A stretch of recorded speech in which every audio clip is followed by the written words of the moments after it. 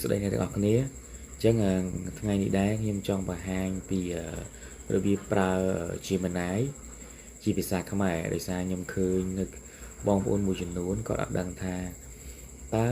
របៀបប្រើ Gemini ជាភាសាខ្មែរប្រើរបៀបម៉េចចឹងបងប្អូនបើសិនជាបងប្អូន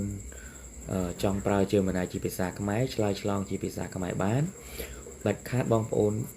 ទី1បងប្អូនចូលទៅកាន់ដូរភាសាសម្រាប់ទូរស័ព្ទរបស់យើងអញ្ចឹងណាអញ្ចឹងបងប្អូនអាចចូលទៅកន្លែងណាដែលគេហៅថាកន្លែងដូរភាសាអញ្ចឹងបងប្អូនអាចចូលទៅ